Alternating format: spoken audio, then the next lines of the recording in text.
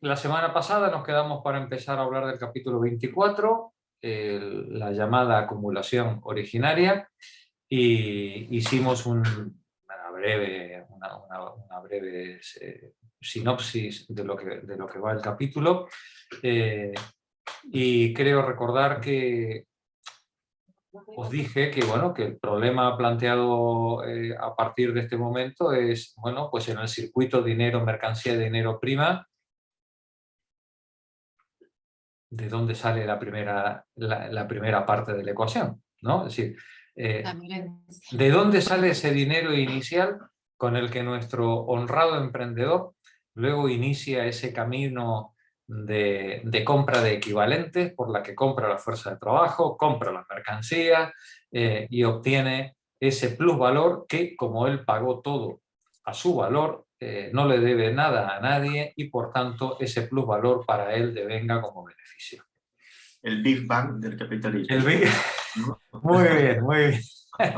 Efectivamente, ¿no? Decimos, bien, y claro, y Marx hasta ahora, pues llevamos 23 capítulos o 22 capítulos analizando el sistema capitalista en sus propios términos. Recordemos que Marx hasta ahora nos ha dicho que hagamos salvedad, digamos, de unos cuantos temas y hagamos la suposición de que las cosas se compran a su valor, estamos siempre en un mercado de libre concurrencia y libre competencia, eh, eh, todo el mundo paga lo que debe, etcétera, ¿no?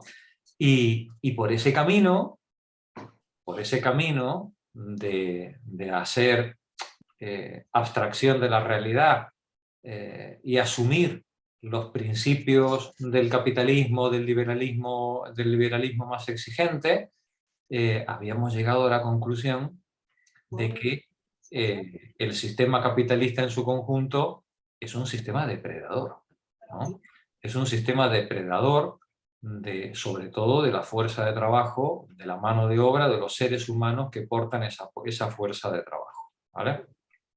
Eso como consecuencia ineludible del propio funcionamiento del sistema en toda su perfección. No estamos hablando de errores del sistema, sino que el sistema económico capitalista, en sus propios términos, es un generador de acumulación, desigualdad y miseria. Bien, pero entonces podríamos decir a partir de ahí,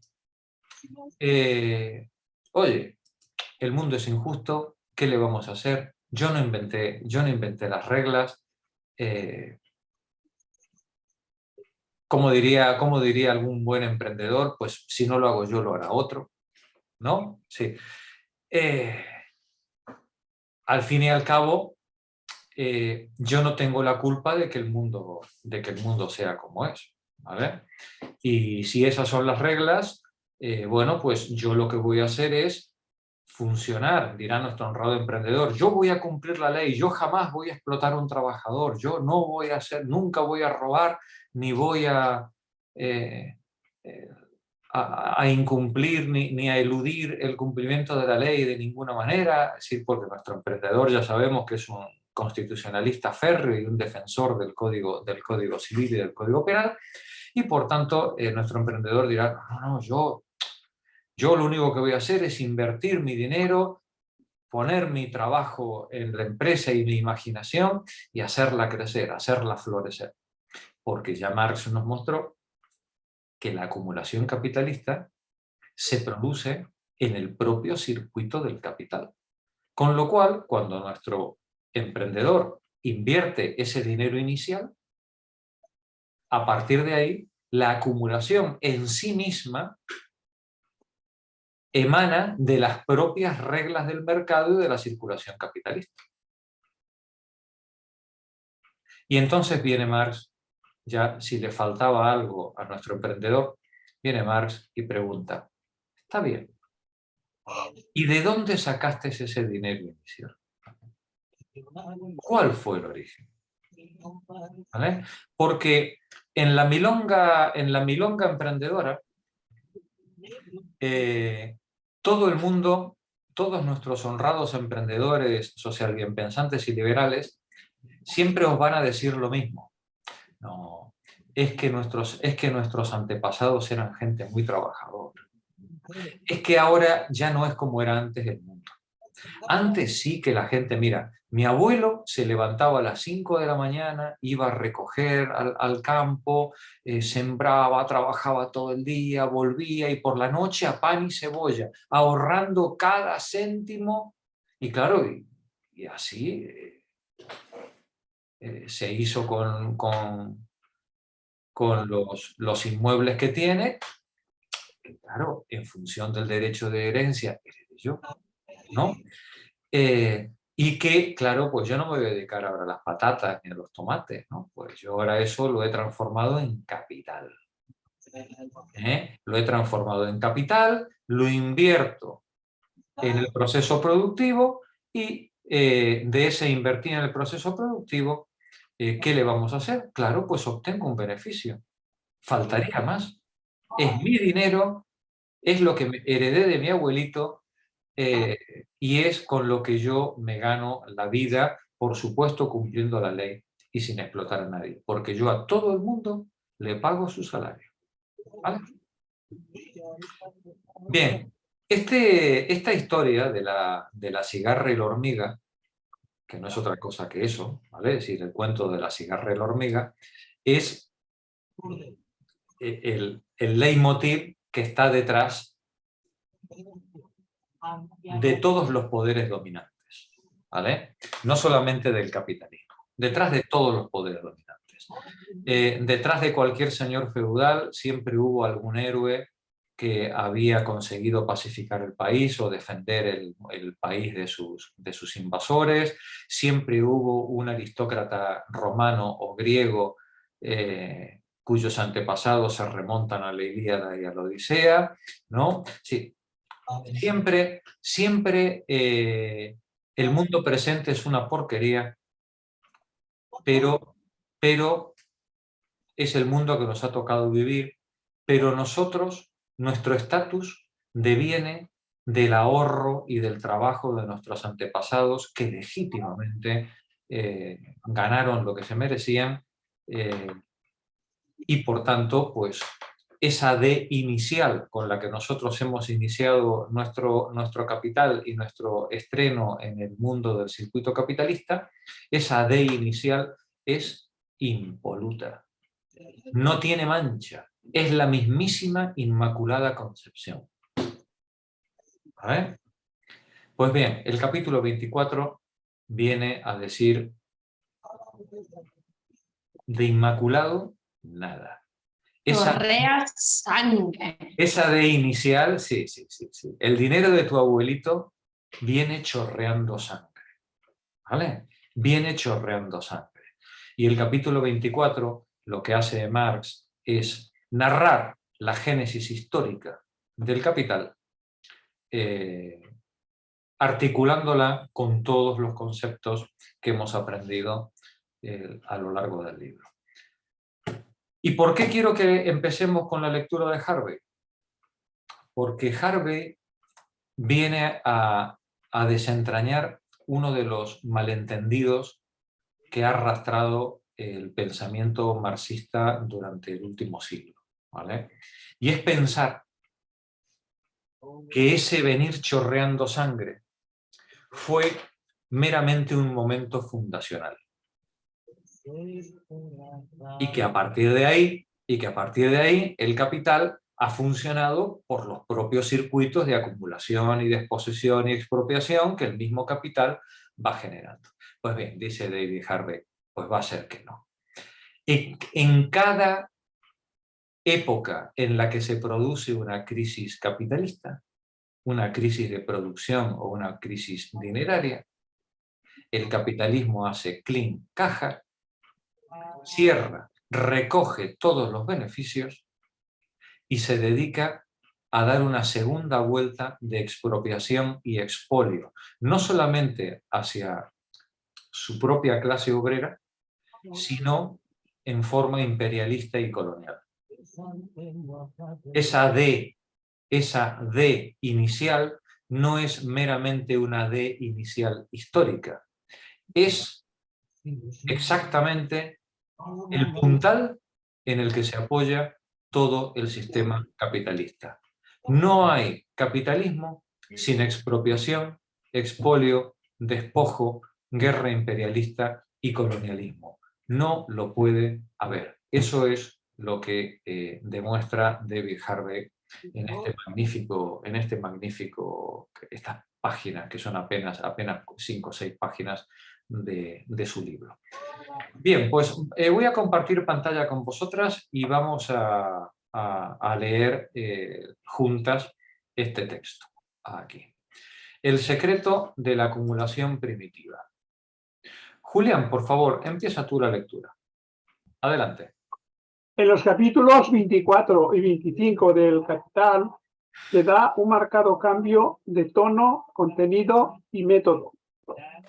Para empezar, contravienen la premisa central del resto del libro establecida en el capítulo 2, donde Marx acepta el mundo teórico de Adam Smith de un intercambio de mercado atomista en el que gobierna la libertad, la igualdad, la propiedad y vetan, de modo que todos los intercambios de mercancías se dan en un marco no coactivo en el que funcionan adecuadamente las instituciones liberales.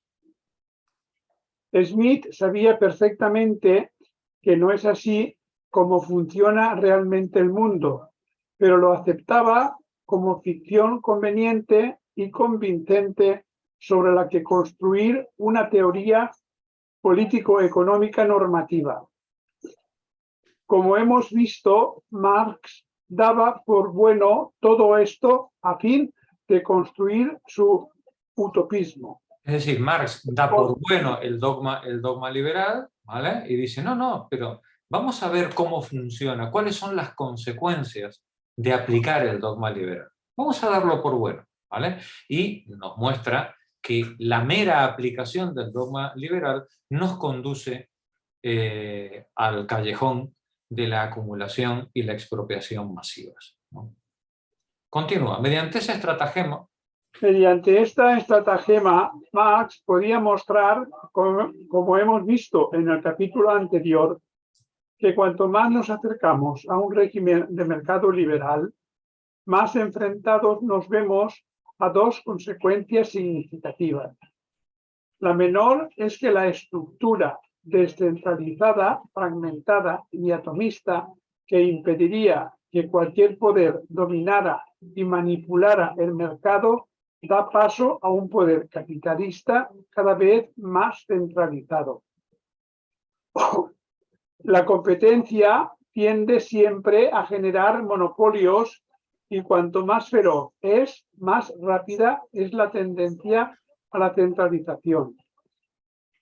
La consecuencia más importante es, empero, la generación de una inmensa concentración de riqueza en un polo, el de los capitalistas centralizadores, y de una creciente miseria, sufrimiento y degradación para la clase obrera en el otro polo. esta es, digamos, la ley general de la acumulación capitalista, ¿vale? Es decir, toda centralización del poder al que tienden las fuerzas del mercado y de la libre competencia lleva a una tremenda concentración de riqueza en un polo y a la creciente miseria, sufrimiento y degradación en el otro polo. Continúa, por favor.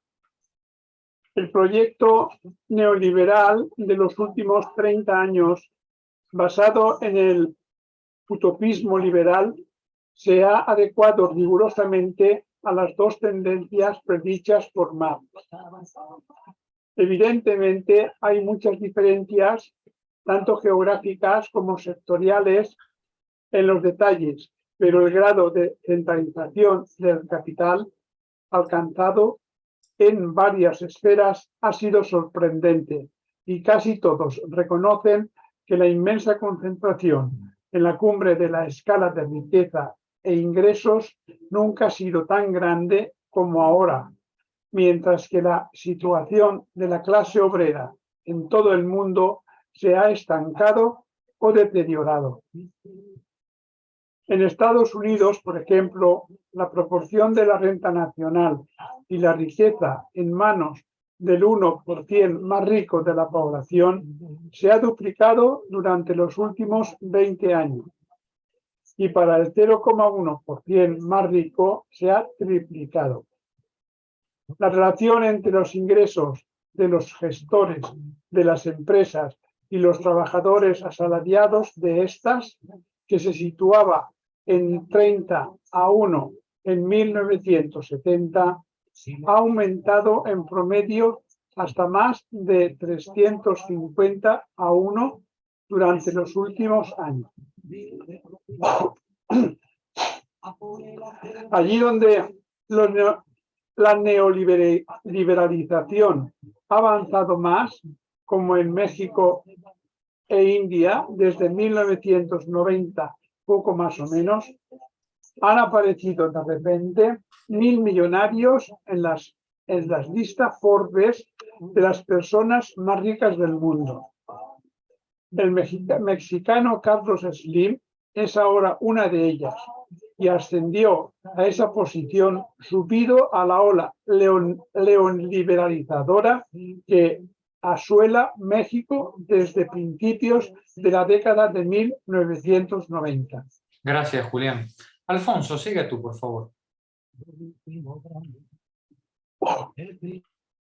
Marx llegó a unas conclusiones tan contrarias a las intuiciones liberales de construyendo las proposiciones de los economistas políticos clásicos en sus propios términos, pero también empleó críticamente sus poderosas abstracciones para sondear creativamente la dinámica real del capitalismo y revelar así los orígenes de la pugna sobre la duración de la jornada laboral, las luchas por las condiciones de vida del ejército industrial de reserva y otras.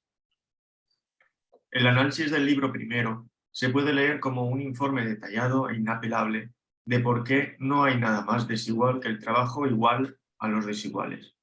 ¿Por qué no hay nada, por qué no hay nada más desigual que el trato igual a los desiguales, ¿no? Cuando yo a gente de distinta condición le aplico el criterio jurídico de la igualdad, ¿no? Pues lo que hago es generar una tremenda degradación a los más débiles, porque los más débiles en condiciones de igualdad no tienen posibilidad de hacer frente ni de hacer valer sus derechos, ¿no? Continúa, Alfonso. La ideología de la libertad de intercambio y de contrato nos embauca a todos, encandilándonos con la supuesta superioridad moral de la teoría política burguesa sobre la que asienta su legitimidad y su pretendido humanismo. Pero cuando la gente entra con distintos recursos y activos en ese mundo libre e igualitario de los intercambios de mercado, hasta las menores desigualdades, por no hablar del abismo entre las clases, se ven amplificadas y multiplicadas con el tiempo hasta desembocar en enormes desigualdades de influencia, riqueza y poder. Acopladas con la creciente centralización, dan pie a la devastadora inversión por parte de Marx de la visión smithiana del beneficio para todos que derivaría de la mano oculta del mercado, que nos permite entender mucho mejor, por ejemplo, el contenido de clase de lo que ha venido sucediendo realmente durante los últimos 30 años de globalización neoliberal basada en el mercado. Cuando yo aplico los criterios de mercado sin tener consideración a las enormes desigualdades sociales de partida, eso que nos diría un liberal, no, pero es que el libre mercado va a traer beneficio a toda la sociedad. Sí, pero a unos más que a otros, y cuando a unos lo traiga más que a otros, será siempre en detrimento de los demás, de los más pobres, de los más desfavorecidos. Ese beneficio para todos, que deriva o debería derivar de la mano oculta del mercado, en la realidad nos mostraron tanto liberales en el siglo anterior y anterior como los neoliberales en este, nos viene a mostrar que lo que genera es una potenciación de las desigualdades de la mano de la depredación. Continúa, Alfonso. La conclusión que extrae Marx es una feroz crítica de las tesis sobre la libertad individual que fundamentan la teoría liberal y neoliberal. Esos ideales son, en opinión de Marx, tan equívocos, ficticios y fraudulentos como seductores y fascinantes. Los trabajadores, como él observó desde muy pronto, solo son libres en el doble sentido de poder vender su fuerza de trabajo a quien prefieran, al mismo tiempo que tienen que vender esa fuerza de trabajo para poder vivir, puesto que han sido liberados de cualquier control sobre los medios de producción. Lo que hace Marx en estos últimos capítulos del libro primero del Capital es analizar cómo se generó y afianzó ese segundo tipo de libertad. Ahí nos vemos obligados a contemplar el robo, depredación, violencia y empleo abusivo del poder, que caracterizaron los orígenes históricos del capitalismo cuando liberó la fuerza de trabajo como mercancía y desplazó modos de producción anteriores. Las hipótesis que han presidido la argumentación de los capítulos anteriores son dejadas de lado sin cumplidos, con brutales consecuencias. El capitalismo depende fundamentalmente, como hemos visto, de una mercancía capaz de producir más valor del que ella misma aporta, y esa mercancía es la fuerza de trabajo. Marx observaba en el capítulo 4 al poseedor de dinero, para el que el mercado laboral no es más que una sección especial del mercado de mercancías en general. No le interesan las razones por las que se le acerca en la esfera de la circulación el trabajador libre para ofrecerle su trabajo. Y tampoco nos interesa a nosotros por el momento. Nos atenemos teóricamente al mismo hecho al que se atiene el poseedor de dinero en la práctica. Pero algo sí es evidente. La naturaleza no produce por un lado poseedores de dinero o de mercancías y por otro meros poseedores de su propia fuerza de trabajo.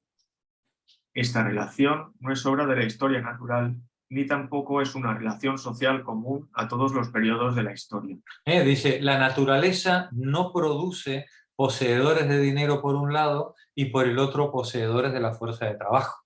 ¿Vale? No caen, los obreros no caen de los árboles. ¿Vale? Para que haya obreros tuvo que haber una historia que coloca a los obreros en la puerta de la fábrica mendigando porque se les explote para poder obtener el dinerillo con el que conseguir vivir. ¿Vale? Continúa, Alfonso. Se trata evidentemente del resultado de un desarrollo histórico precedente, producto de muchas transformaciones económicas y de la destrucción de toda una serie de formaciones más antiguas de la producción social. La acumulación primitiva atañe a los orígenes históricos de ese trabajo asalariado, así como a la acumulación de los bienes necesarios en manos de la clase capitalista que les da empleo. Digamos, el problema que plantea Marx en este capítulo es el de la acumulación primitiva y habla de los orígenes históricos de ese trabajo asalariado y de los orígenes históricos de esa acumulación de capital, de bienes, que permite a la clase capitalista utilizar y explotar a esa clase asalariada. Continúa la lectura, Miriam. Gracias, Alfonso. La acumulación primitiva atañe a los orígenes históricos de ese trabajo asalariado, así como a la acumulación de los bienes necesarios en manos de la clase capitalista que les da empleo. En el capítulo 24 se ocupa, pues, de cómo la fuerza de trabajo se convirtió en mercancía, o más en general, de cómo se constituyó la clase obrera. La acostumbrada historia burguesa imaginada por Locke y Smith decía que en tiempos muy remotos hubo, de un lado, una minoría trabajadora, inteligente y sobre todo ahorradora, y del otro, haraganes ociosos que derrochaban cuanto tenían y aún más. Esta es la fábula de la cigarra y la hormiga, ¿no? Mientras los primeros acumulaban riqueza, los segundos no tenían finalmente nada que vender más que su pellejo.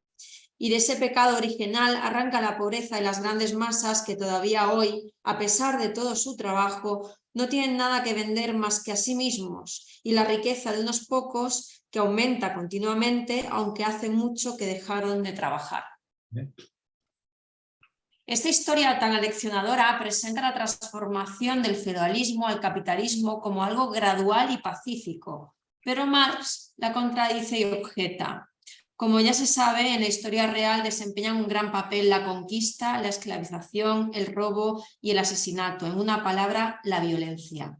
En la dulce economía política, por el contrario, reinó siempre el idilio. El derecho y el trabajo fueron desde siempre los únicos medios de enriquecimiento, exceptuando, naturalmente, el año en curso. El año en curso, ¿no? Dice Marx con ironía, dice, siempre en la historia del poder siempre reinó el idilio, ¿no? Es decir, todo el mundo ganaba su sustento y su riqueza por medio de su trabajo, excepto hoy, ¿vale? Que está lleno de sinvergüenzas. Como diría María Dolores de Cospedal en su momento de gloria, es que esta sociedad ya no es ética como era antes, ¿vale? Ya no hay moral, ya no hay moral. Adelante. Y es así porque el proceso que crea la relación capitalista no puede ser más que el proceso de separación entre el obrero y la propiedad de sus condiciones de trabajo. Un proceso que, por un lado, transforma los medios sociales de subsistencia y de producción en capital y, por otro, convierte a los productores directos en obreros asalariados. Así pues, la llamada acumulación originaria no es otra cosa que el proceso histórico de disociación entre el productor y los medios de producción.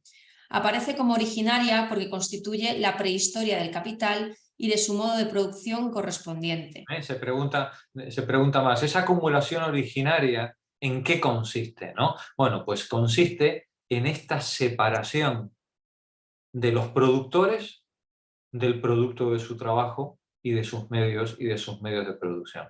En el momento en el que el poder constituido es capaz de separar a la gente de sus medios de subsistencia, en ese momento, nos diría Rousseau, esas personas están en una situación de dependencia que les permite ser explotables. Claro. De lo contrario, a cuenta de que se van a dejar explotar. ¿Vale? Continúa, Miriam. De hecho, la historia de la acumulación originaria no es en absoluto idílica, sino que está escrita en los anales de la humanidad con letras de sangre y fuego. La presentación de Marx, radicalmente divergente a la de Smith y Locke, plantea algunas cuestiones interesantes. Primera, ¿son el capital comercial, el financiero y la usura simplemente formas antidiluvianas o desempeñan todavía un papel muy activo independiente del capital productivo industrial, etcétera?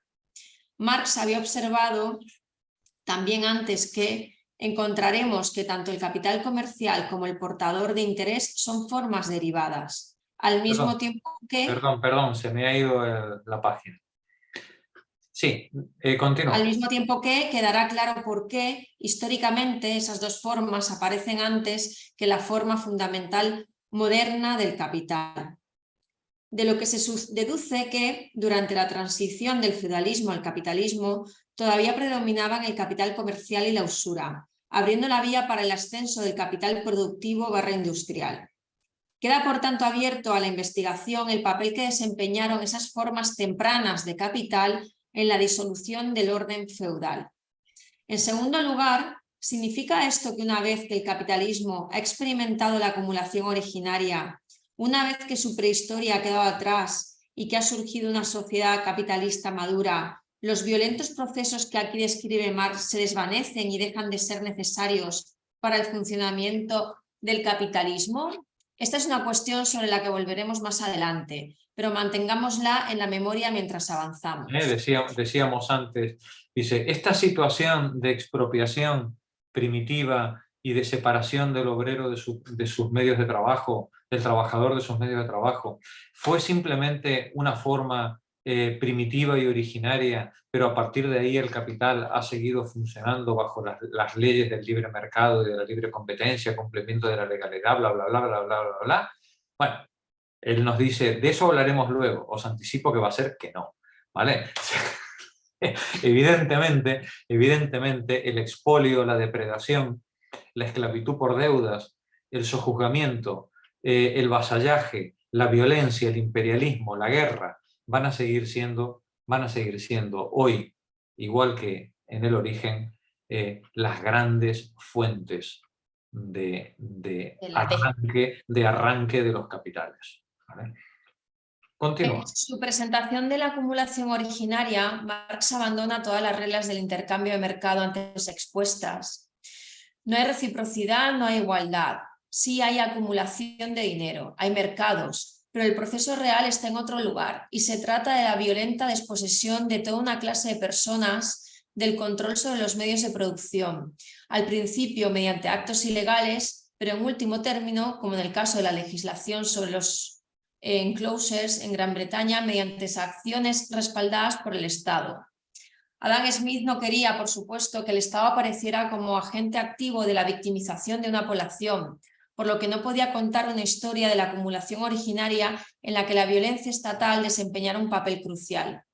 Si los orígenes de la acumulación de capital tienen que ver con el aparato de poder estatal, ¿por qué defender ahora políticas de laissez-faire como medio primordial para aumentar el bienestar nacional e individual? Fijaos qué tremendo, ¿no? Nos dice, si al final la acumulación de dinero se origina, ¿no?, en una desposesión violenta de una clase de personas sobre otra, como por ejemplo ocurrió en todo el triángulo de explotación colonial a partir del descubrimiento de América, ¿no? Bien, perfecto, ¿no? Pero cuando se despoja a la gente, no se lo hace sin apoyo legal, ¿eh? No se lo hace sin apoyo ideológico, no se lo hace sin apoyo del ejército. Los depredadores no van solos, suelen ir con un cura, con un abogado y con un montón de soldados detrás. ¿Vale? Sí. Entonces resulta que nos encontramos con que este mundo de la libertad, del libre cambio, el mercado y el ejercicio individual, pues resulta que tiene un fuerte componente estatal. Es más, si no hay apoyo estatal, mucha de esta depredación no sería posible. No sería posible. Y entonces dice, si los orígenes de la acumulación de capital tienen que ver con el aparato del poder estatal, ¿por qué defender las políticas del laissez-faire? ¿A qué viene esto de hablar del libre cambio, del libre mercado, del estado mínimo? ¿O solamente es el estado de las cañoneras para poder ir detrás de nuestros emprendedores? Si solo necesitamos el estado para los pistoleros que van detrás de los emprendedores, porque parece ser que para la educación, para la sanidad pública, para todas esas cosas, no. ¿Vale? El Estado solamente es para Casa Real y para defender la propiedad privada. Y para defender la propiedad robada, efectivamente, para garantizar los derechos de propiedad de los expropiadores, ¿no? Por eso, Smith continúa. Por eso Smith, como la mayoría de los economistas políticos clásicos, preferiría ignorar el papel del Estado en la acumulación originaria, aunque hubo excepciones. James Stewart, observa Marx, entendía ciertamente que la violencia estatal era absolutamente decisiva para la proletarización, pero en su opinión se trataba de un mal necesario. Se trataba de un mal necesario, ¿no? Es decir, oye, a la gente, ¿cómo vas a hacer trabajar a la gente?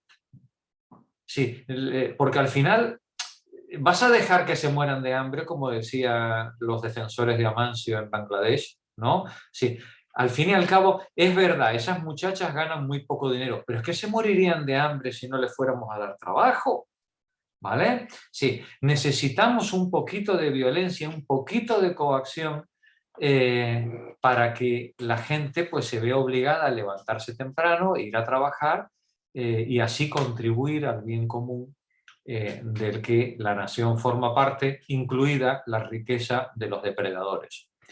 Continúa. El libro de Michael Perelman, La invención del capitalismo, ofrece un excelente estudio de cómo se trató en la economía política clásica la acumulación originaria.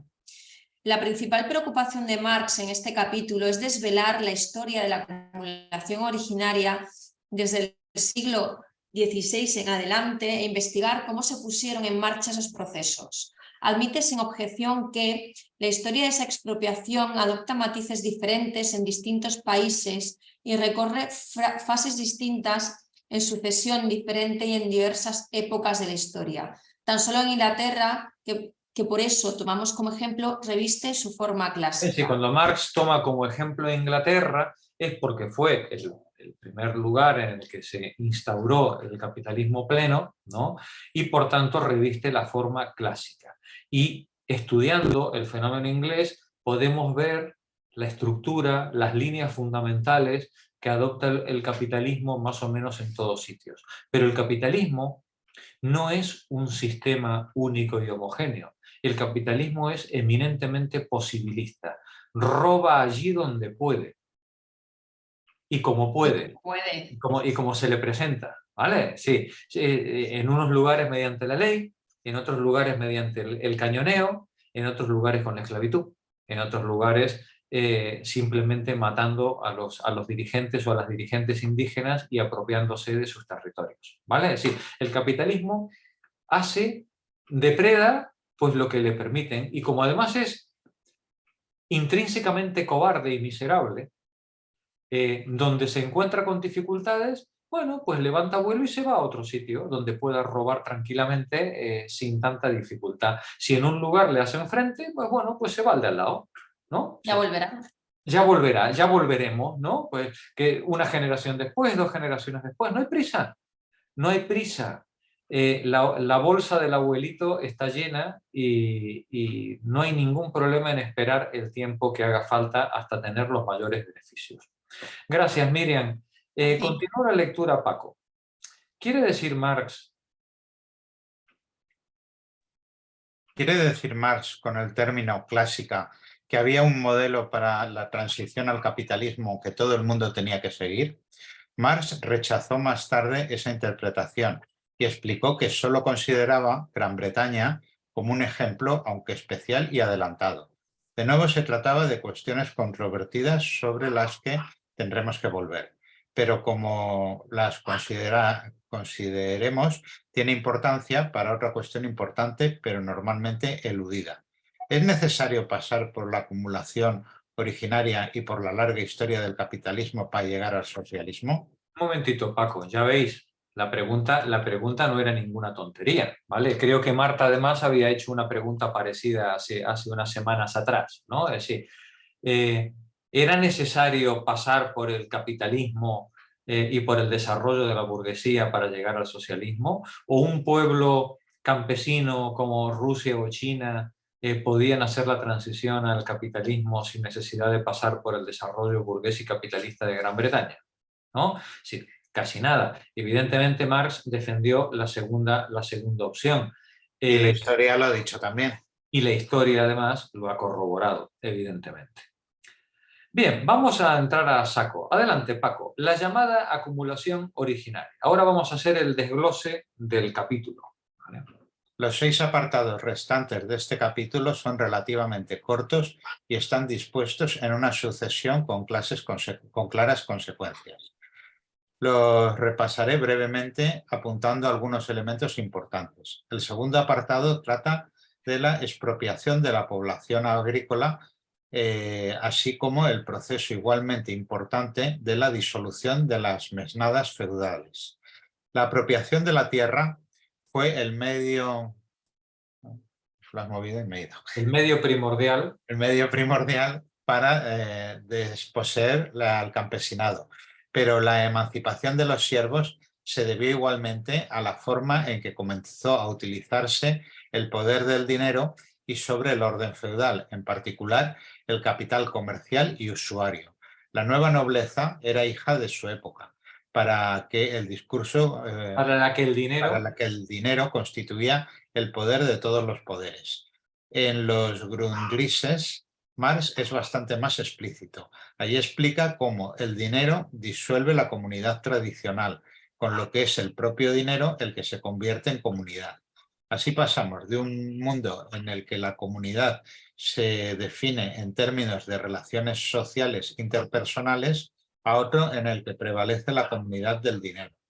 El dinero, utilizado como poder social, lleva a la creación de latifundios, grandes haciendas de cría de ganado o vino, etc.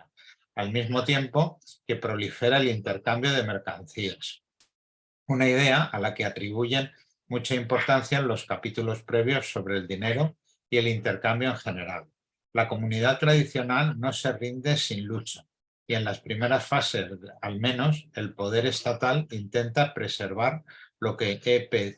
Thompson llamó más tarde la economía moral del campesinado frente al poder expedito del dinero. Cuando el capital usurario y financiero empieza a ganar preponderancia política y económica, las monarquías, el feudalismo, claro, se dan cuenta de que hay una clase social emergente que está erosionando el fundamento de la sociedad feudal. Y en los primeros momentos el feudalismo intenta, en nombre de esa moral campesina, intenta oponerse al desarrollo de ese capital financiero y comercial, pero no puede, porque poderoso caballero es don dinero, y cada vez que un rey o un príncipe necesitaba comprar armas para la guerrita de turno con el príncipe de al lado, pues tenía que ir a morir al prestamista, al capitalista comercial, que era el que le iba a financiar no solamente la guerra, sino también el mantenimiento de su régimen. Con lo cual, poco a poco, aunque en una perspectiva histórica a una velocidad de vértigo, en el paso de 2-3 siglos, el capitalismo financiero y comercial se pone a la chepa del mundo feudal y lo termina por controlar. Continúa, Paco. Pero el poder estatal fue cediendo gradualmente, principalmente por dos razones. Primera, por su dependencia y consiguiente vulnerabilidad frente al poder del dinero. Segunda, porque este último podía crearse y movilizarse de formas difíciles de frenar por la legislación estatal. Bajo Enrique VII se aprobaron leyes que trataban de frenar el proceso de monetización y proletarización, pero el creciente poder incipiente del capitalismo requería, por el contrario, la situación servil de las masas populares, su propia transformación en asalariados y la transformación de sus medios de trabajo en capital. El proceso violento de explotación de las masas populares recibió un nuevo y terrible impulso en el siglo XVI con la Reforma, tras la cual la resistencia del orden social tradicional comenzó a derrumbarse. Antes de que las ilegalidades del poder del dinero llegaran a cobrar un impulso subversivo, el Estado se alió con él y comenzó a apoyar activamente los procesos de proletarización. Marx sugiere que esa tendencia se consolidó con las Glorious Revolution, revoluciones gloriosas de 1688, que llevó al poder, junto con Guillermo III de Orange, a los extractores de plusvalor, terratenientes y capitalistas. Inauguraron la nueva era ejerciendo a escala global el saqueo de tierras públicas, que hasta entonces solo se había practicado a escala modesta. Los bienes de dominio público, apropiados de un modo tan fraudulento, junto con el saqueo de los bienes de la Iglesia, constituyen la base de los actuales dominios principescos de la oligarquía inglesa. Sí. Lo de ahora ya está inventado hace tiempo. Esto ya está, esto ya está inventado. Por eso cuando Marí hablaba hoy de las patentes, le decía, es que vamos a hablar de eso. ¿Vale? Es decir, las patentes es una forma de expolio de lo público, de una apropiación del saber de la comunidad y una exclusión de la comunidad del derecho a la vida. ¿Vale? Igual que cuando te cercaban un río o un bosque, te impedían el acceso a la vida, ¿no? Cuando te ponen un cerco que hoy llamamos patente a un medicamento vital, te están poniendo, igual que los enclosures, ¿no? Pues un cerco a tu derecho a mantenerte con vida. Y cuando alguien tiene un cerco que le impide llegar al bosque o al río o al medicamento, queda en posición de dependencia y explotable ante sus depredadores. ¿Vale? El tema de las patentes es uno de los infinitos mecanismos que tiene el capital moderno de expropiar los medios de subsistencia a la población mundial, ya ni siquiera local, ¿no? Perdón. Sobre esa base se formaron nuevas y más poderosas alianzas de clase. La nueva aristocracia terrateniente era la aliada natural de la nueva bancocracia. Las altas finanzas recién salidas del cascarón y los grandes manufactureros atrincherados por entonces en el arancel proteccionista. Con otras palabras, la burguesía se construye a partir de unas amplias alianzas de capitalistas terratenientes, comerciantes, financieros y manufactureros que someten al aparato estatal a su voluntad colectiva. Como consecuencia, la propia ley se convierte ahora en vehículo de robo de las tierras del pueblo, aunque los grandes arrendatarios también emplean de paso sus pequeños métodos privados e independientes. Se puede decir con más claridad, ¿no? La burguesía se constituye a partir de una amplia alianza de capitalistas terratenientes, comerciantes, financieros y manufactureros que someten el aparato estatal a su voluntad. Vamos, parece que estamos en el telediario del mediodía, ¿no? Y como consecuencia, no es que roben, no es que solo roben, es que la propia ley se diseña como vehículo del robo de las tierras del pueblo. Aunque los grandes arrendatarios también emplean de paso sus pequeños métodos privados e independientes, ¿vale? Es decir, el hecho de que la ley esté a disposición del robo de los grandes propietarios no impide que si de vez en cuando te tienen que mandar un matón, pues oye, pues también te lo mandan, ¿vale? No hay que desaprovechar nada. No hay que desaprovechar ninguna oportunidad. Adelante, Paco.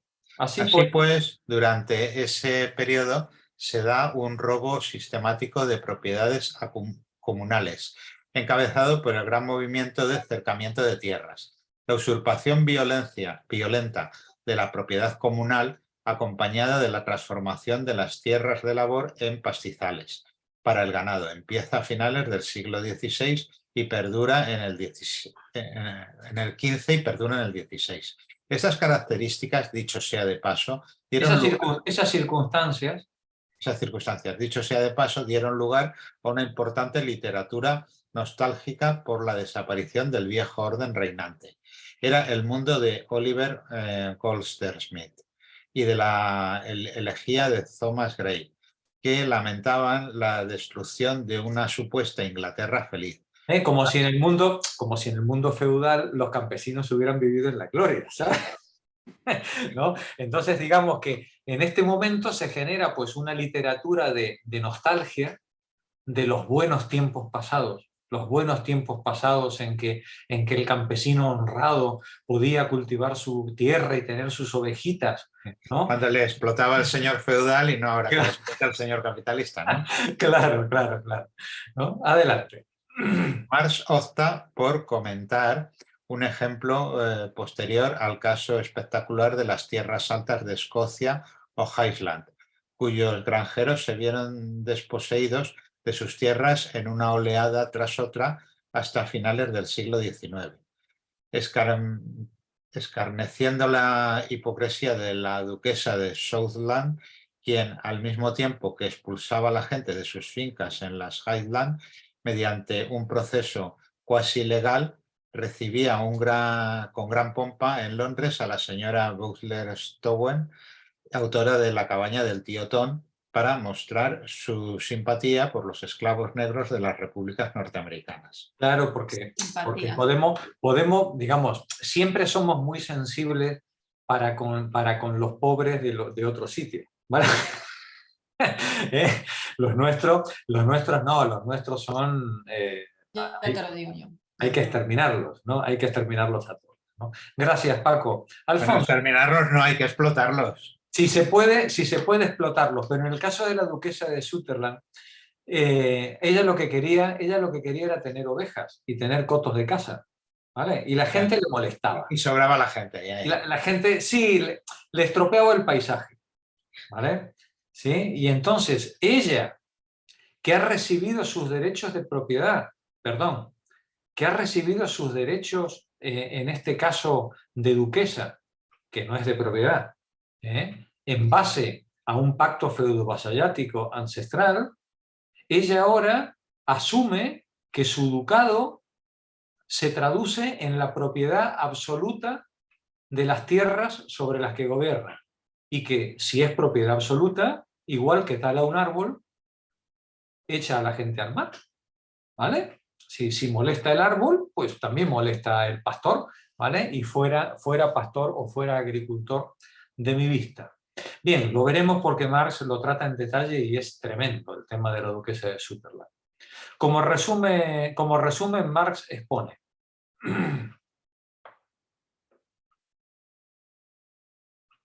¿Sigo yo? No, sigue Alfonso. El saqueo de los bienes eclesiásticos, la fraudulenta enajenación de los dominios públicos, el robo de la propiedad comunal, la transformación usurpadora efectuada con un despiadado terrorismo de la propiedad feudal y de planes en moderna propiedad privada, fueron otros tantos métodos idílicos de la acumulación originaria. Ellos abrieron paso a la agricultura capitalista, incorporaron la tierra al capital y proporcionaron a la industria urbana la necesaria afluencia de un proletariado enteramente libre. El destino de toda esa gente expulsada de sus tierras se trata en el apartado siguiente. Con frecuencia no encontraban empleo, por lo que se convirtieron, a ojos del Estado al menos, en vagabundos, mendigos, ladrones y forajidos. El aparato estatal respondió del mismo modo que suele hacerlo hoy día. Los criminalizó y encarceló, presentándolos como bandidos y aplicando contra ellos la violencia más despiadada.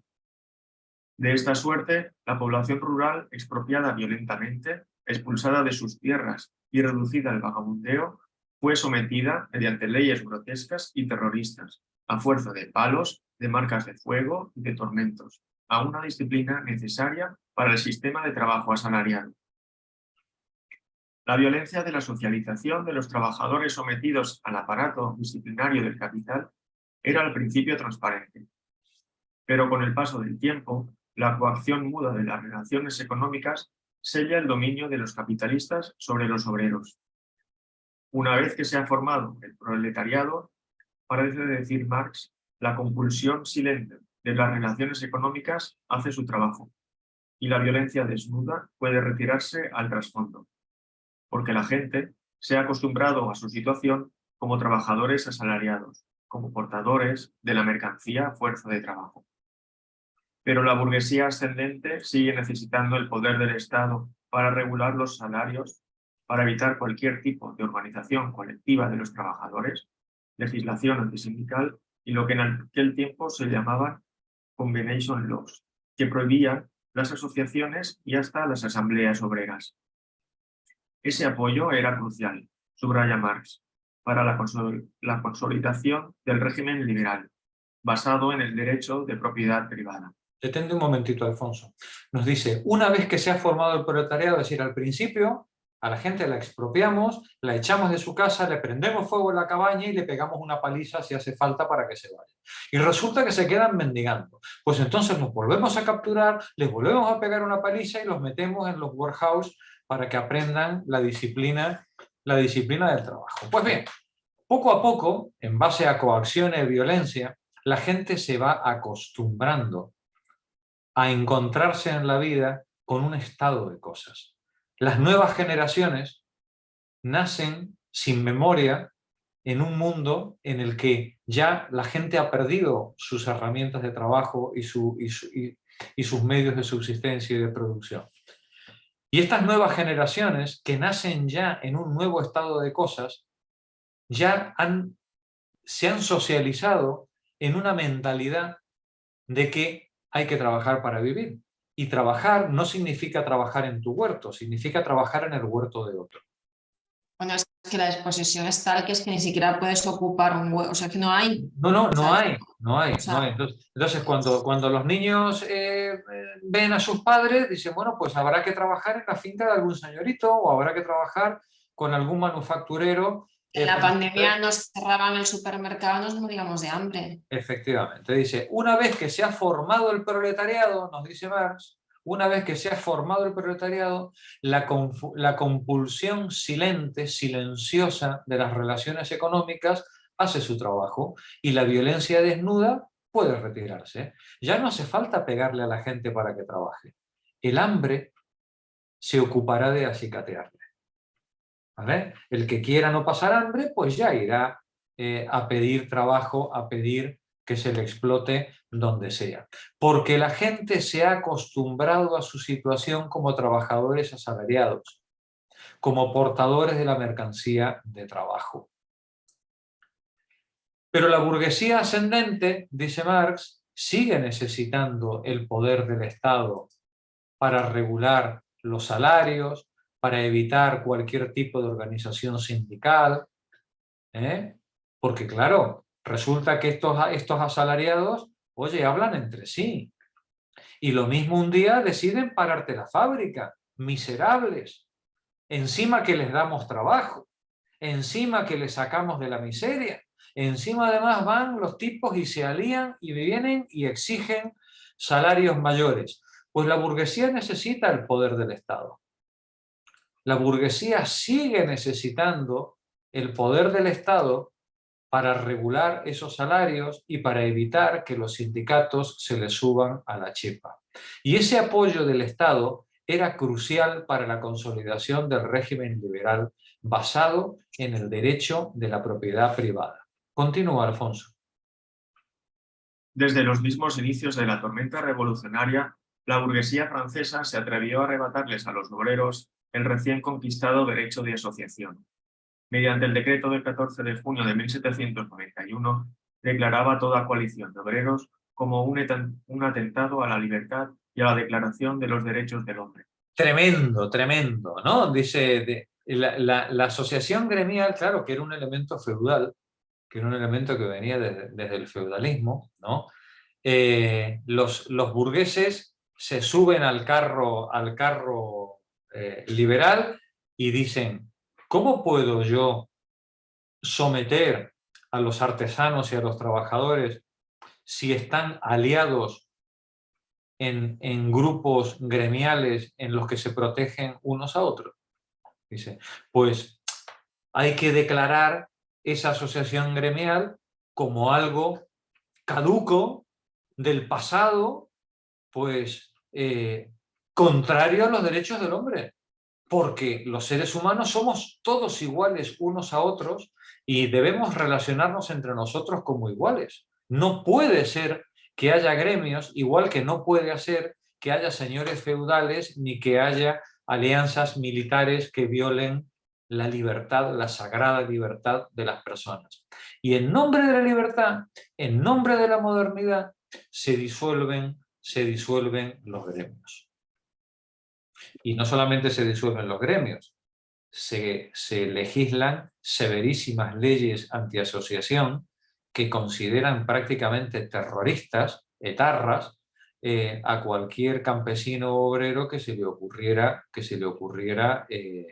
establecer una alianza con otra para protegerse mutuamente. Continúa, Alfonso. La legalidad burguesa se utiliza de ese modo tan específico para inhibir el poder colectivo potencial de los trabajadores. En el siguiente apartado, Génesis del arrendatario capitalista, Marx expone de modo muy simple cómo los administradores locales se convirtieron en granjeros arrendatarios y más tarde en aparceros, para acabar pagando una renta en dinero al propietario de la tierra. Ya veremos cuando lleguemos a este párrafo cómo los bailíos, los bailif, eran los capataces dentro del sistema feudal de servidumbre, se fueron transformando de capataces en pequeños arrendatarios que pagaban al señor una parte de la renta y más tarde, dice, en aparceros, ya funcionando como capitalistas agrarios, ¿no? Como capitalistas agrarios pagando la renta al terrateniente, ¿no? Continúa, Alfonso. Ese proceso de monetización y mercantilización propició una revolución agraria que permitió al capital hacerse con el control de la tierra. El capital circulaba a través del suelo, a través de la naturaleza, del mismo modo que circulaba a través del cuerpo del trabajador como capital variable. El efecto de aquella revolución agraria, dice en el apartado siguiente, fue doble. No solo liberó mucha mano de obra, sino también medios de subsistencia antes consumidos directamente. Mercantilizó la oferta de alimentos. El mercado de bienes y mercancías aumentó, en parte porque poca gente podía subsistir por sí misma. El resultado fue una expansión de los intercambios de mercado y un aumento del tamaño de este.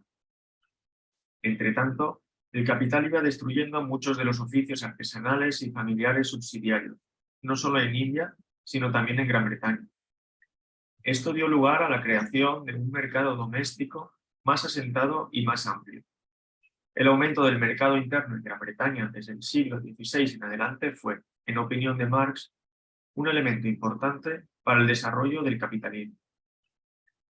Esto le lleva a considerar en el apartado 24.6 la génesis del capitalista industrial, que asume el papel dirigente relevando al capital comercial, usurario, financiero, la bancocracia y terrateniente. Este relevo estuvo desde un principio muy ligado al colonialismo, la trata de esclavos y lo que sucedió en África y Estados Unidos. El triángulo mercantil a partir de la colonización de América, ¿no? Continúa. Bajo el feudalismo había muchas barreras para convertir la creciente cantidad de dinero líquido en capital industrial. El régimen feudal en el campo y el gremial en las ciudades impedían al capital dinerario, constituido a partir de la usura y el comercio, su conversión en capital industrial, basado en el trabajo asalariado.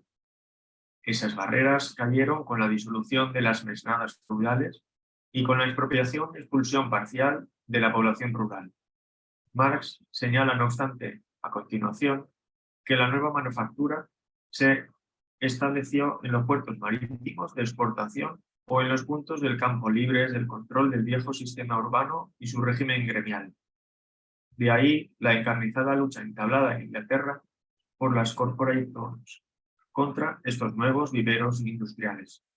Sí, las ciudades en las que los gremios estaban organizados, ahí nuestros emprendedores no querían montar ninguna manufactura, porque el gremio les podía plantar cara. Exactamente igual que hizo Margaret Thatcher, exactamente igual que hizo Ronald Reagan, ¿vale? Deslocalizar la industria desde los lugares donde había una fuerte sindicación hacia los lugares donde no había sindicación. ¿Qué es lo que hacen ahora fuera de sus fronteras con la deslocalización empresarial? Llevar la industria y la producción allí donde no hay ningún tipo de protección, si es posible, no solamente sindical, sino ni siquiera legal, si es posible, ¿vale? Continúa la lectura, Julián, por favor. El micro, Julián. Y acuérdate de poner en silencio la radio, que creo que la tenías encendida antes. Ya está parada. Ahí está, adelante. El capitalismo industrial se desarrolló en Inglaterra en lo que ahora llamaríamos viveros. Los grandes centros mercantiles como Norwich y Bristol estaban muy organizados y era políticamente difícil conquistarlos y subyugar el poder de los gremios, mientras que en pueblos más pequeños en el campo no existía un aparato regulador semejante al de la burguesía de las ciudades o la organización gremial. Por eso, la primera oleada industrializadora en Gran Bretaña tuvo lugar en antiguos pueblos como Manchester. De una dimensión semejante eran originalmente todas las ciudades del algodón. Leeds y Birmingham comenzaron también como pequeños pueblos comerciales. Esa pauta de la industrialización es diferente de la que se produjo en otros lugares, aunque sigue siendo cierto que el capital prefiere asentarse en viveros relativamente poco urbanizados siempre que puede. Cuando la industria automovilística japonesa se instaló en Gran Bretaña en la década de 1980, evitó las regiones del país altamente sindicalizadas y prefirió áreas abiertas a nuevos desarrollos donde las empresas podían partir de cero y construir lo que quisieran, con la ayuda del gobierno antisindical de Margaret Thatcher, por supuesto. En Estados Unidos se da la misma tendencia.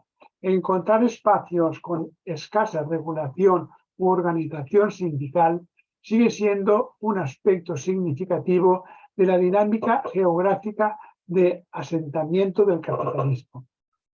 Tampoco se puede ignorar la influencia del sistema colonial y de la trata de esclavos, medios privilegiados entre los empleados por la burguesía y para esquivar y derrotar a los poderes feudales.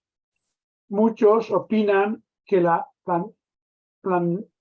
plantaciones de esclavos en las Indias Occidentales a principios del siglo XVIII constituyeron una fase pionera en la organización del funcionamiento del trabajo a gran escala, tal como reapareció más tarde en el sistema fabril en Gran Bretaña. Esos métodos se basan en parte en la violencia más brutal, como por ejemplo el sistema colonial. Para extraer riqueza de las poblaciones colonizadas se utilizaron todo tipo de tácticas. Entre 1769 y 1770, los ingleses desataron en India una hambruna al comprar todo el arroz y negarse a revenderlo si no era a precios fabulosos. Pero todos esos métodos se valen del poder estatal como violencia concentrada y organizada de la sociedad, a fin de fomentar artificialmente el proceso de transformación del modo de producción feudal en capitalista y de acortar las transiciones. La violencia es la partera de toda sociedad vieja, preñada de una nueva.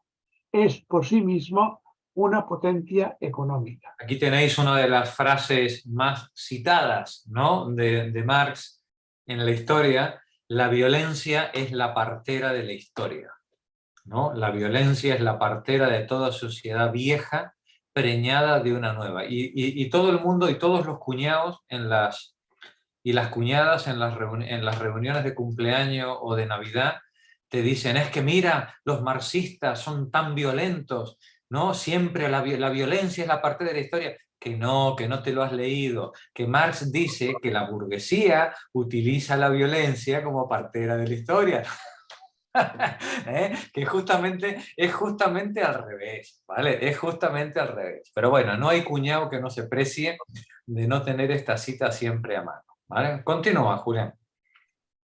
No podemos entender ese papel crucial del Estado como fuerza organizadora y como promotor del sistema colonial, no obstante, sin conocer la importancia de la deuda soberana y el sistema público de crédito como medios con los que los adinerados pueden comenzar a controlar el poder del Estado. La fusión entre el poder del dinero y el del Estado desde el siglo XVI en adelante viene señalada por el ascenso de un sistema tributario moderno y un sistema de crédito internacional. Esa ralea de bancócratas, financieros, rentistas, corredores, agentes y lobos de bolsa que pueblan este sistema fue haciéndose con importantes puestos de poder. El sistema colonial permitía que los tesoros obtenidos fuera de Europa mediante el saqueo, la esclavización, la rapiña y el asesinato fueran transferidos a la metrópoli donde se transformaban en capital, al tiempo que la deuda pública se convirtió en una de las palancas más vigorosas de la acumulación originaria. Hay pocos párrafos de mayor actualidad que este, ¿no? Dice, los tesoros obtenidos fuera de Europa, mediante el saqueo, la esclavización, la rapiña, el asesinato, fueron transferidos a la metrópoli donde se transformaban en capital, al tiempo que la deuda pública se convertía en una de las palancas más vigorosas de la acumulación originaria. Hoy conocemos esto como esclavitud por deudas. El sometimiento de pueblos enteros y generaciones tras generaciones enteras a través de la deuda pública contraída por sus estados con los estados imperialistas del centro del sistema capitalista. Y cuando uno de estos pueblos intenta rebelarse contra esa deuda odiosa contraída por sus clases extractivas e intenta decir, oye, ¿no te cogió el dinero el militarote este sinvergüenza que había hecho el golpe de Estado y tú encima además eras cómplice de él con el golpe de Estado? Pues bueno, pues ahora ve y cóbrale a él. No, te dice el Fondo Monetario Internacional y los fondos de inversión. De eso nada. El responsable de la deuda es el pueblo. El militarote solo era el que firmó la deuda. Y firmó en nombre del pueblo y de todas las generaciones futuras. Y así se generan unas venas abiertas, como decía Galeano, en las que la bancocracia mundial vampiriza a los países del tercer mundo, ¿no? Succionándole todos sus excedentes, ya no mediante la cañonera ni mediante ejércitos costosísimos desplazados para aparear o matar indígenas, sino mediante la deuda, sin pegar un tiro, simplemente exigiendo el pago de los intereses a todas las generaciones futuras. Y cuando la deuda se salde, bueno, pues ya se meterá otro generalote, otro político corrupto, que genere una nueva deuda y así que la vaca siga sirviendo leche al capitalismo central. Continúa, Julián. Estás hablando de la Argentina, supongo. ¿Verdad que sí? Estoy hablando de la Argentina, de Uruguay, de Brasil, pero del Congo, estoy hablando del Congo, estoy hablando de Namibia, es que da igual de lo que hablemos. Y cuando alguno de estos países tiene fuerza suficiente como para rebelarse, entonces se le hace una guerra civil. Y si hace falta, una guerra exterior. Se bombardea y ya está. ¿Vale? Continúa, Julián. El sistema colonial, la deuda pública, pesados impuestos, proteccionismo, guerras comerciales, etc., esos otoños del periodo manufacturero propiamente dicho, aumentan de un modo gigantesco durante el periodo infantil de la gran industria.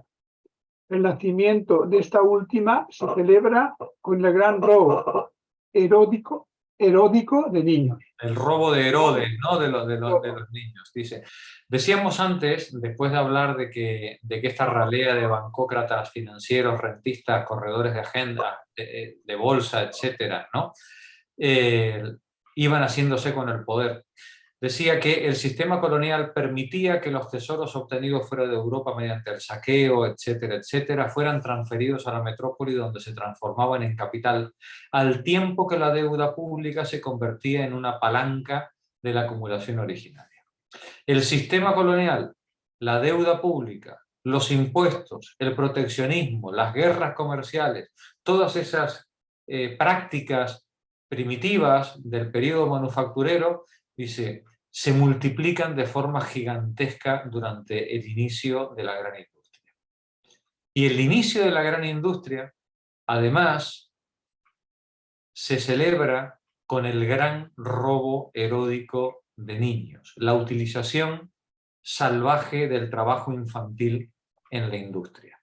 Esa carnicería, nos dice el autor, surgió de la necesidad de encontrar fuerza de trabajo suficiente y muy distante de las ciudades existentes. No había mano de obra. Y como no había, mejor dicho, la mano de obra que había, o no se dejaba someter, o no se dejaba someter a gusto de los patrones. Y entonces, el sometimiento de la mano de obra viene de la mano de la proletarización de mujeres y niños. Los niños van a ser el gran ariete que va a doblegar toda la mano de obra en Gran Bretaña. Y Marx cita a John Fielden. Se requerían principalmente dedos pequeños y ágiles para hilar, para trenzar las madejas, ¿no? Se requerían principalmente dedos pequeños y ágiles. Inmediatamente brotó la costumbre de traer aprendices de los asilos parroquiales de Birmingham y otros sitios, Londres, y enviarlos al norte, a Lancashire. Y Marx prosigue ahora con sus propias palabras. Mientras introducía la esclavitud infantil en Inglaterra, la industria algodonera impulsaba al mismo tiempo la transformación de la economía esclavista de los Estados Unidos, antes más o menos patriarcal, en un sistema de explotación comercial, estimulando la trata de esclavos bajo el creciente dominio británico. Recordemos que en esa época se generaron verdaderos criaderos de esclavos en Estados Unidos, como el que cría ganado, ¿vale? Se criaban esclavos que eran más baratos que traerlos de África. Y sobre ese trabajo de trata y cría de esclavos, Liverpool se hizo grande sobre la base del comercio de esclavos. Estos son los patriotas, los abuelitos que habían ahorrado dinerito y dinerito como la cigarra, no, como la hormiguita, ¿vale? Como la hormiguita, ¿no? Liverpool se hizo grande sobre el comercio de esclavos. Y el comercio de esclavos constituyó su método de acumulación originaria.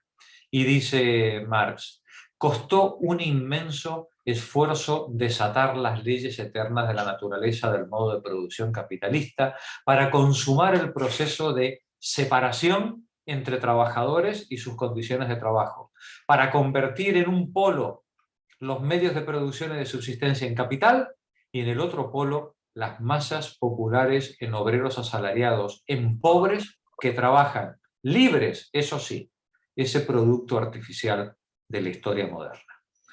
Adelante, Julián. Si el dinero viene al mundo manchado de sangre, concluye Marx, el capital nace chorreando sangre y mugre por todos los poros de los pies a la cabeza. No se puede ser más claro, ¿no? Si el dinero viene al mundo manchado de sangre, el capital nace chorreando sangre y mugre por todos los poros de los pies a la cabeza. Continúa, Julián. Los procesos de expropiación, arguye Marx en el apartado 24, tendencia histórica de la acumulación capitalista, son tan prolongados como brutales y dolorosos. El feudalismo no se desvaneció sin resistencia. Al alcanzar cierto nivel, alumbra los medios materiales de su propia destrucción.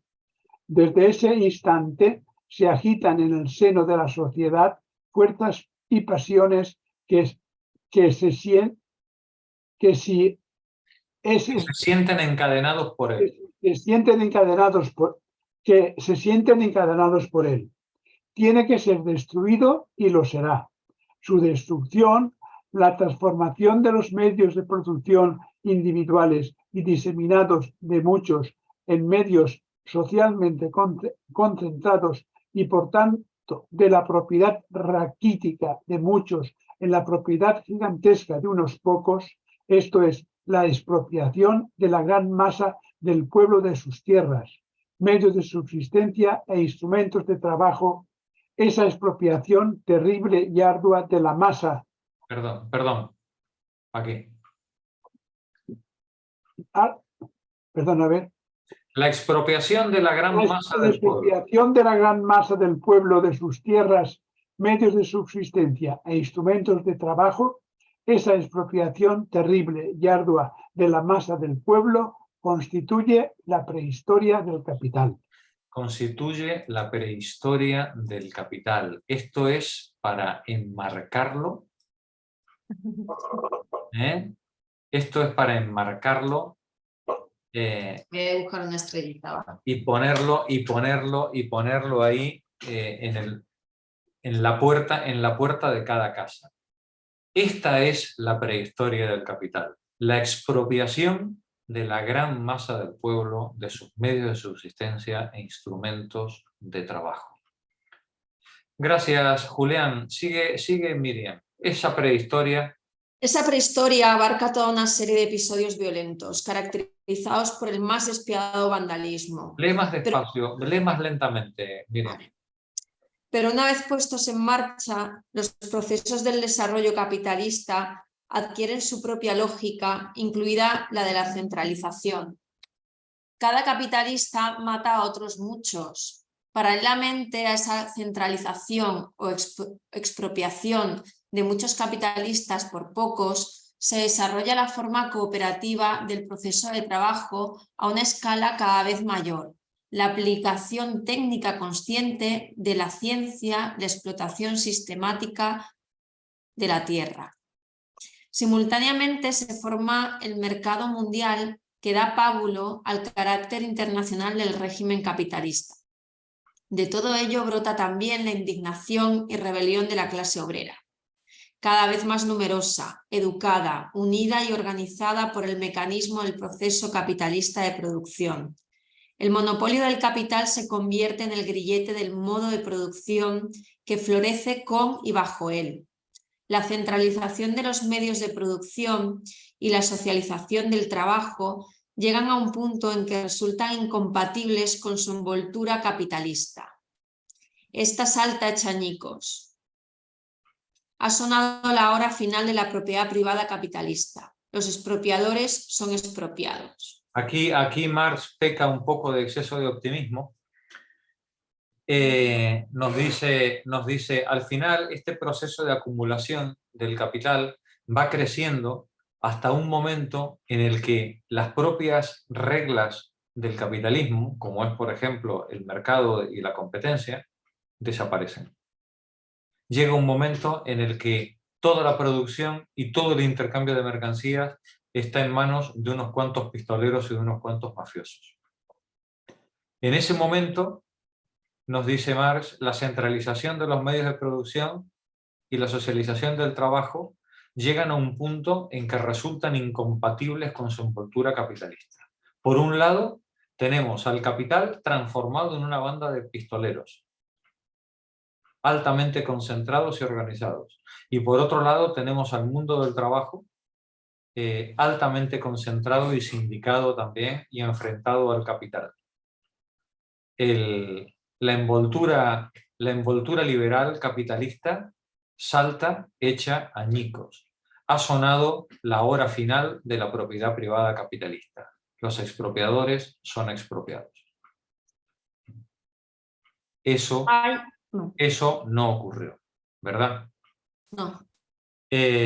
No ocurrió porque cuando el capital se dio cuenta, después del experimento fascista en el periodo de entreguerras al final de la Segunda Guerra Mundial, cuando el capital se dio cuenta del tremendo peligro, de la tremenda bomba de relojería que tenía en su propia casa con la organización obrera, política y sindical, lo que hizo fue empeñarse a fondo para desmantelarla.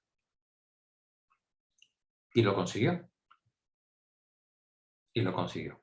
El neoliberalismo no es otra cosa que ese empeño exitoso en la atomización de la colectividad y en la destrucción de todos los lazos de solidaridad y de comunidad que podían construirse a través del mundo del trabajo, del mundo político. Y lo consiguió con creces, y no aquí, en todos lados, ¿no? Es decir, hizo añicos desde Inglaterra a Norteamérica, pasando por Argentina y hasta cualquier rincón del mundo, ¿no? Y cada vez que un grupo intenta juntarse para tratar de defender sus derechos, se le coopta o se le infiltra o se le demoniza, Se le compra. o se le compra o se le criminaliza, y si hace falta, pues se le hace un atentado, ¿no?, a sus dirigentes. Claro. Y ¿vale? Y se les liquida. Los expropiadores no pudieron ser expropiados, a fecha de hoy, por lo menos. De momento. De momento, ¿vale? Todo esto nos tiene que servir, o todo esto nos debería servir para tomar conciencia, digamos, de cómo fue el proceso, porque sigue vigente este proceso. Sigue vigente. Y si queremos revertirlo, tendremos que volver a construir esos lazos de solidaridad y de comunidad que permitan expropiar a los expropiadores.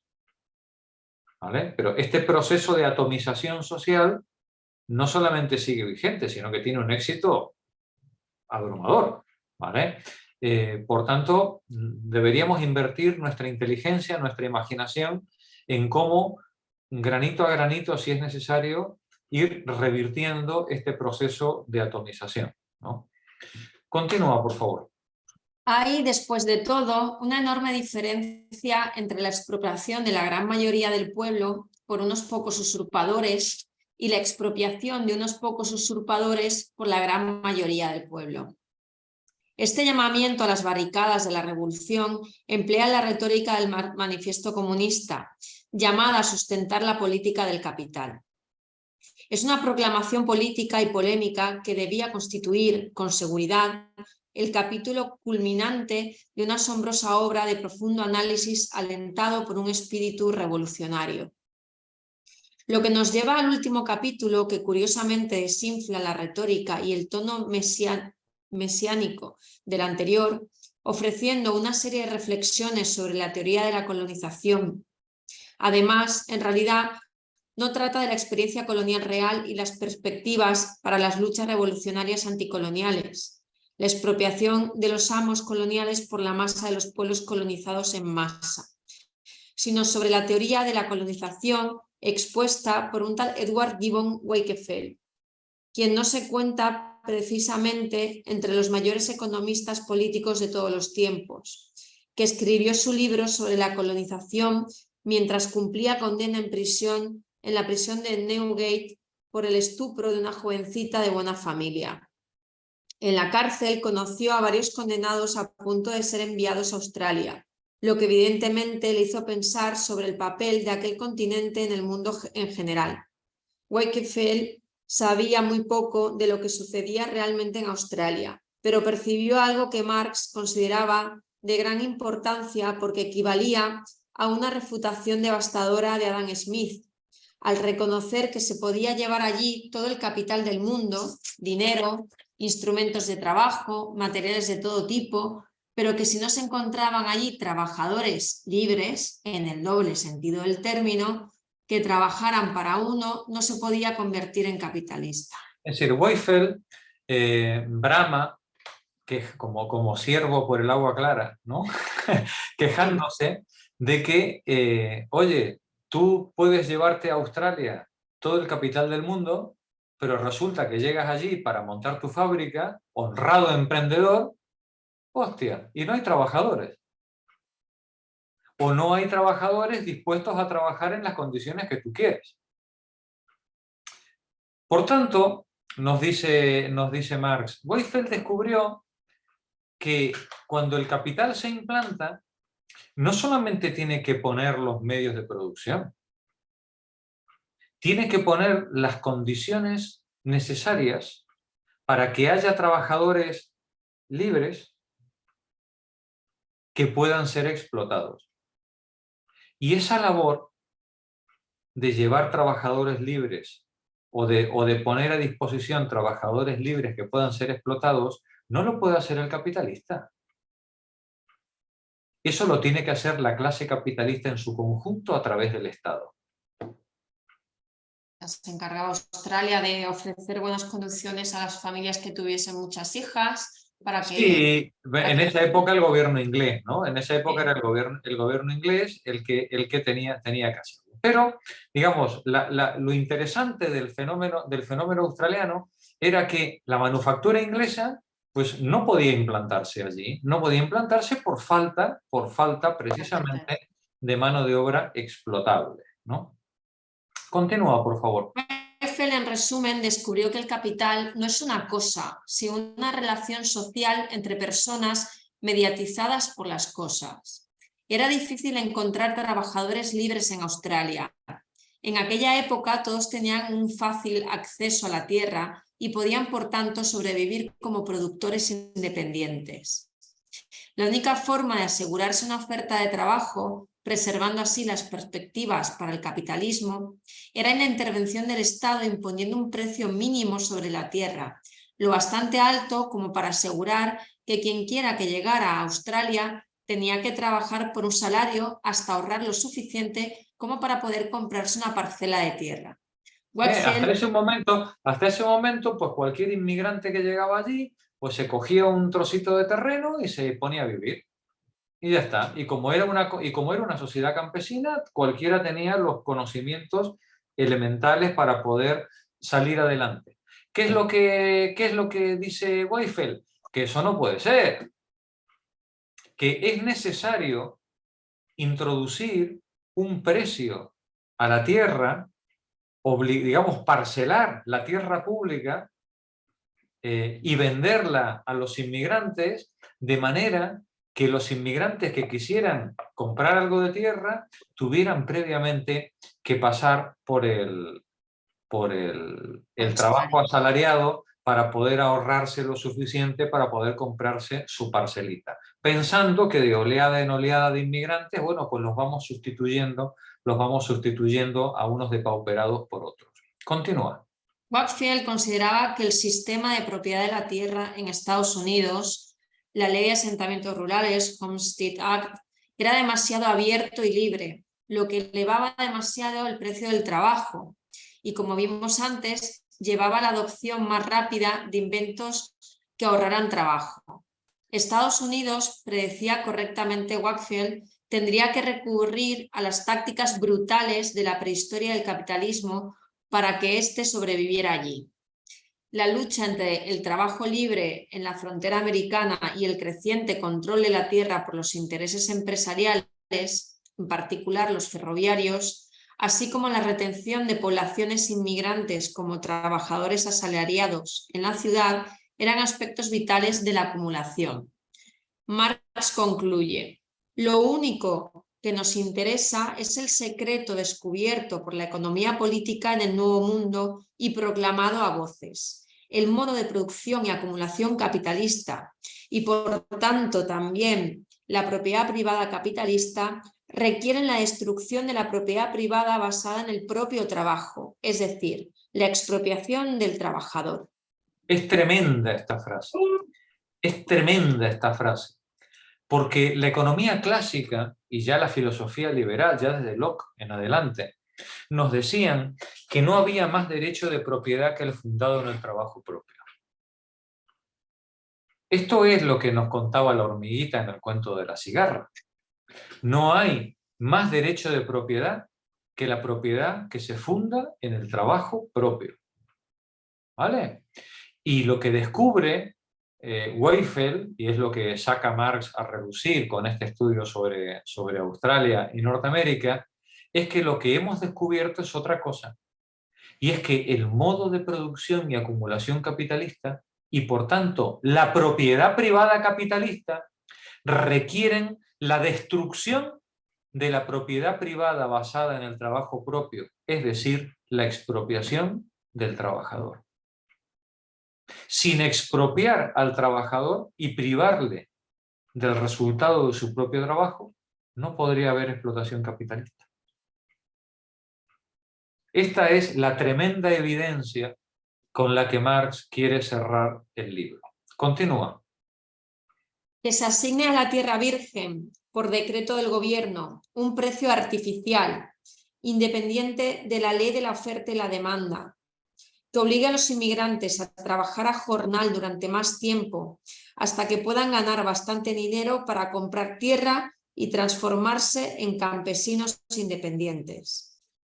Ese es, dice Marx, el gran secreto de los planes de Wakefield para la colonización, pero también revela el gran secreto de la acumulación originaria.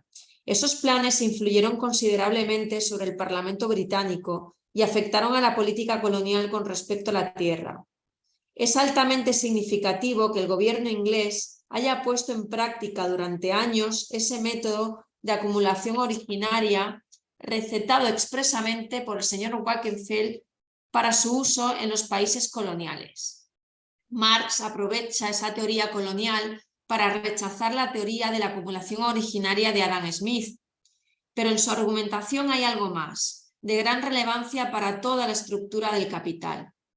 En el prefacio de la segunda edición, Marx se refiere a su relación con Hegel, señalando: ya critiqué el aspecto mistificador de la dialéctica hegeliana hace casi 30 años. Alude muy probablemente a su extensa crítica de la filosofía del derecho de Hegel a partir del párrafo 250 de la exposición de este último. Pero el contexto de los párrafos precedentes es quizás sorprendente. Sin ninguna advertencia o teorización anterior, Hegel se lanza a comentar las contradicciones internas del capitalismo y señala la dependencia y congoja de la clase obligada a cierto tipo de trabajo, que da lugar a un empobrecimiento generalizado y a la creación de una plebe humilde, por un lado, y por otro, a condiciones que facilitan mucho la concentración de una riqueza desproporcionada en unas pocas manos. Es un lenguaje muy similar al utilizado en el apartado 4 del capítulo 23 del Capital, donde Marx habla de acumulación de riqueza en un polo y de miseria, sufrimiento y degradación en el otro, en el que se sitúa la clase obrera. Se hace pues evidente, observa Hegel, que pese a un exceso de riqueza, la sociedad civil no es lo bastante rica para eliminar la excesiva pobreza y la creación de una plebe hundida en la miseria. Así pues, lo que podía llamarse dialéctica interna produce niveles cada vez mayores de desigualdad social. Además, como dice en el apéndice, frente a la naturaleza no se puede presentar ninguna reclamación, pero una vez que se ha establecido la sociedad, la pobreza cobra inmediatamente la forma de una injusticia hecha a una clase por otra. Grande Hegel, ¿eh? La dialéctica interna de la lucha de clases lleva así a una sociedad civil a buscar alivio en una dialéctica externa o actividad colonial imperialista. Esta dialéctica interna de la sociedad civil la impulsa, o al menos impulsa a determinada sociedad civil, a ir más allá de sus propios límites y buscar mercados e incluso sus medios de subsistencia necesarios en otras tierras, deficitarias de los bienes que tienen demasía o más atrasadas en el arte de su producción. La sociedad civil madura se ve así impulsada, esporádica o sistemáticamente, a la actividad colonizadora, que en parte proporciona a una porción de su población un regreso a los principales familiares en nuevas tierras y en parte, a sí misma, una nueva necesidad y un nuevo campo para la aplicación continuada del trabajo. No queda muy claro si Hegel creía que así se resolvería el problema interno o no, pero Marx afirma tajantemente que no. El último apartado del capítulo 24, que considera la expropiación de los expropiadores como la última consecuencia de su dialéctica interna, no puede ser contrarrestado mediante prácticas coloniales que meramente recrean las relaciones sociales del capitalismo a una escala más amplia. No puede haber una solución colonial para las contradicciones internas de clase del capitalismo, y por la misma razón no caben apaños espaciales para sus contradicciones. Lo que ahora llamamos globalización es simplemente cómo vemos una y otra vez un apaño temporal que resuelve problemas en el aquí y ahora, proyectándolos a una escala geográfica mucho más amplia. Gracias, Miriam. Bueno, creo que la expectativa que os había generado no iba desenfocada, ¿no? Creo que habéis visto la profundidad de este análisis que hace Harvey.